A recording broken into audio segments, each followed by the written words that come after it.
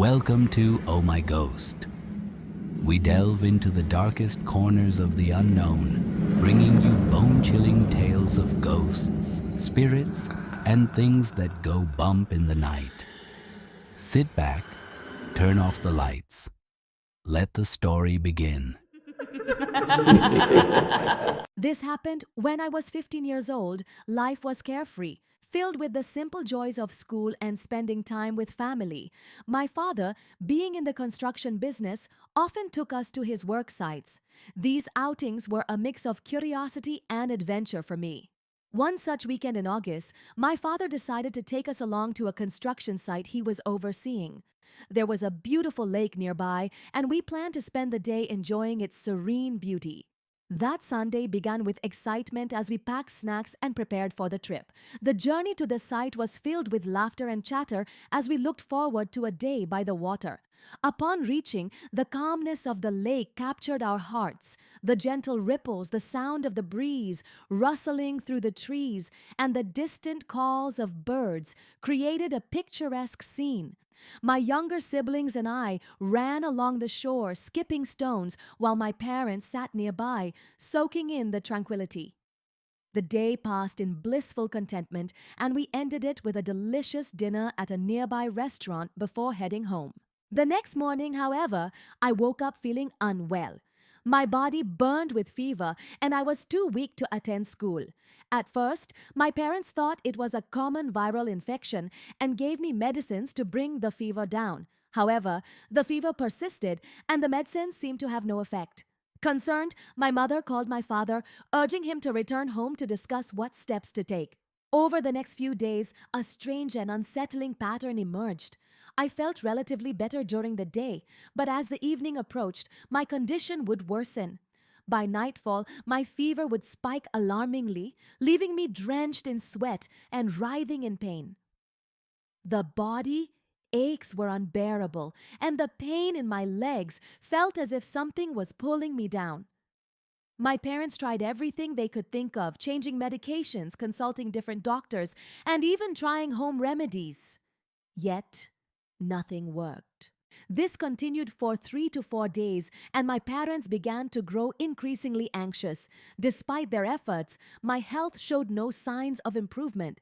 Day by day, I became weaker, and the situation felt hopeless. Blood tests and other medical reports came back normal, which only deepened the mystery. It was as though I was battling something beyond physical illness. Around the fifth day, the inexplicable happened. I had fallen into a restless sleep when I suddenly started crying out loud. My mother, alarmed by my cries, rushed to my side and tried to wake me. To her horror, I began speaking in Kannada, a language I had never learned and didn't understand. My words were incomprehensible to her, but the tone carried an urgency that chilled her to the bone. Despite her attempts to comfort me, I remained in a trance-like state, muttering phrases that made no sense to my family. My mother called my father and asked him to come home immediately. This started every day now, and my parents didn't understand what I was saying and were afraid to share with others, thinking what people will say. But one day our watchman uncle heard the shouts and came up to check if everything is fine, and luckily he was the one to understand the language. With his help, we, my parents, came to know it was a spirit speaking in Canada and was seeking help. She was a lady who was murdered by her labor husband just for a bit of money because she didn't give him it to drink alcohol.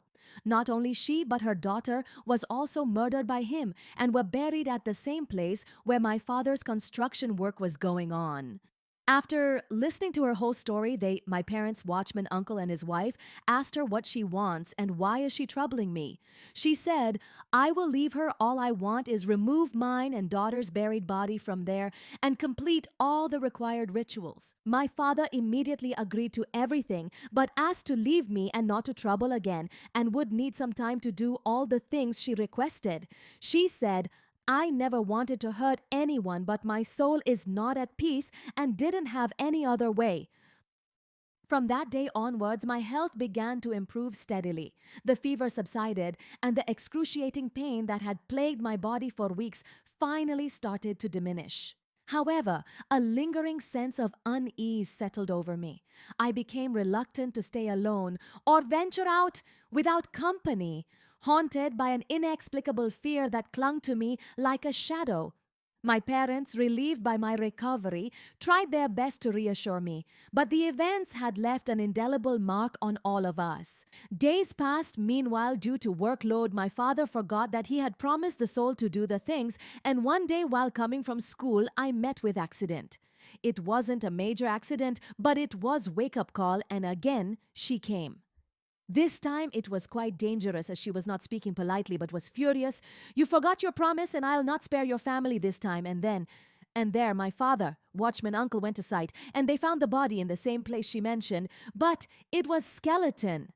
It was late evening by the time they returned and asked about my health, but she spoke and said, "Thank you for setting her free and her soul will be at peace." That was the last day she spoke. All this happening, I never used to remember. My parents told me everything later, what all happened, how I used to speak, cry loudly. We must have heard about souls, dangerous spirits, but she was really here only to get free from this realm, and she never harmed me again. Thank you for joining us in the shadows on Oh My Ghost. If you enjoyed this spine-tingling tale, don't forget to like, comment, and subscribe for more bone-chilling stories that will haunt your nights. Tap the notification bell to make sure you never miss a story, because you never know what's lurking in the dark.